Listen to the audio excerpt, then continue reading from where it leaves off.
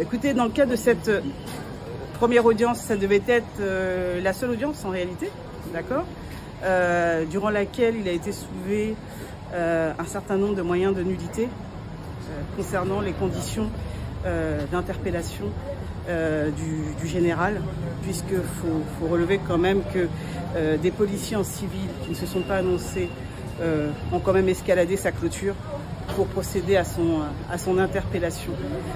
Et que finalement, on s'est rendu compte que les dés étaient déjà jetés, que la messe était dite lorsqu'on voit les éléments concernant le mandat de dépôt sur lequel il figurait une date manifestement antidatée.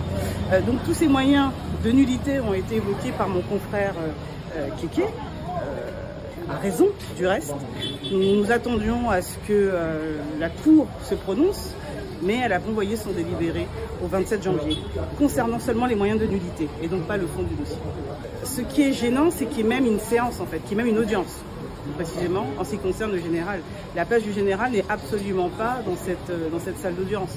Donc, le fait même qu'il puisse y avoir une audience le concernant est en soi scandaleux lorsqu'on voit la vacuité du dossier. Donc, alors, pourquoi le dossier, pourquoi vous parlez de vacuité du dossier ? Mais écoutez, il suffit de voir ce pourquoi il est poursuivi et puis ce qu'il y a concrètement dans le dossier. On parle quand même de l'ancien directeur général de la police qui est aujourd'hui poursuivi pour des faits de harcèlement sur, dit-on, les autorités politiques et administratives de l'État, qui, on ne sait pas. Si maintenant le fait d'émettre des critiques constitue un harcèlement, il y a un vrai problème, parce que je dirais que vous devriez mettre, à la criette, on devrait mettre peut-être la moitié, voire toute la population béninoise qui pourrait émettre une quelconque critique qu'elle pourrait formuler vis-à-vis d'une quelconque autorité dans le pays. Je veux dire, formuler une critique, ce n'est pas un harcèlement. Donc en soi, c'est un peu gênant qu'il soit là pour ce fait-là. Et puis bon, l'autre, il est également poursuivi pour des faits d'incitation à la rébellion.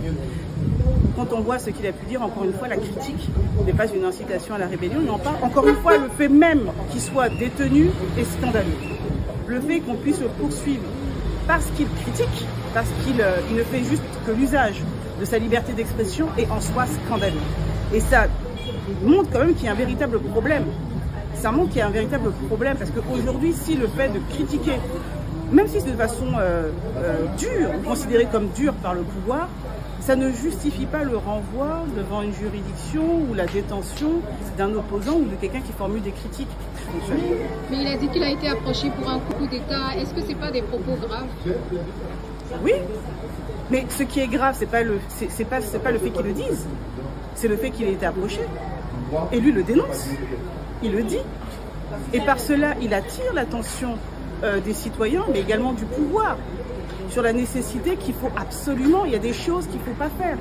Quand on veut la stabilité d'un pays, il faut éviter de donner l'occasion à des personnes qui considèrent qu'on n'est plus dans un état de droit de se faire justice elles-mêmes. Lui, il a dénoncé. Oui, il le dit. Mais ce n'est pas ce qu'il a dit qui est grave.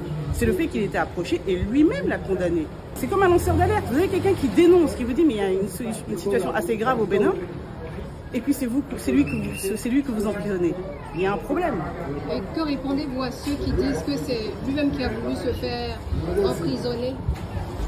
Quand vous utilisez votre liberté d'expression et que vous êtes intimidé ou menacé en vous disant si tu continues, je vais te jeter en prison, vous avez deux attitudes. Soit vous subissez la situation, vous acceptez finalement qu'on vous muselle et qu'on vous prive de votre liberté d'expression, soit vous le dénoncez. Et c'est ce qu'il a fait. Lorsqu'il dit, mais si le fait que je m'exprime, que je dénonce, que je critique, doit m'amener en prison, mais amenez-moi en prison. Et ça ne veut pas dire que je veux dire, il n'est pas suicidaire. C'est pas quelqu'un qui adore la prison, c'est pas un hôtel, surtout dans nos États africains. Il n'a pas envie de rester en prison. Mais à un moment donné, il se positionne comme quelqu'un dont il est important de dire, de critiquer ce qui se passe. Pour le bien du pays, on ne critique pas quelque chose dont on est indifférent et dont on n'a que faire. Si on critique, s'il critique, c'est parce qu'il aime son pays. C'est parce qu'il trouve qu'il a mal pour ce pays. Et parce qu'il estime que ce qui s'y passe n'est pas normal. Et on doit pouvoir critiquer sans encourir la prison. Et je pense que c'est ce qu'a essayé de faire le général. Malheureusement, ça lui coûte ce que ça lui en coûte, parce que, regardez, on est en fin d'année, La plupart d'entre nous allons passer les fêtes de fin d'année en famille. Et lui, parce qu'il a adopté une position courageuse, va se retrouver loin des siens.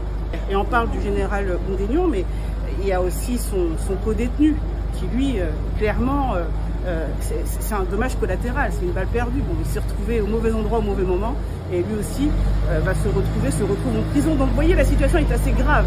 Et dans quel état d'esprit vous l'avez trouvé, le général Oundénion? Fort, combatif, déterminé. Mais il ne peut être que fort et déterminé, et surtout assez serein, puisqu'il sait qu'il n'a rien fait. Il n'a rien fait de répréhensible. Et la critique n'est pas un crime ni un délit. Donc de son côté, il est assez serein. Il regrette juste, et ça on peut l'entendre, que le père de famille qu'il est se retrouve loin des siens en cette période de fête. Mais bon, il demeure fort. Et qu'est-ce que vous espérez pour la suite? Bien évidemment qu'il soit remis en liberté, mais qu'il soit blanchi dans cette affaire, qu'il soit relaxé. C'est en tout cas, toute la défense va s'évertuer de travailler à sa remise en liberté et à sa relaxe. C'est important. C'est important parce qu'il n'a véritablement rien à se reprocher. Qu'est-ce qui est reproché à son co-accusé? La même chose que lui, Complicité. en termes de complicité. Donc, je veux dire, quels sont les éléments qu'ils ont contre lui? Juste qu'il était chez lui. Donc, vous imaginez, si vous deviez l'interviewer à ce moment-là et que vous étiez à son domicile, vous vous retrouviez également sur les bancs des accusés comme lui pour complicité. Enfin, ça devient aberrant.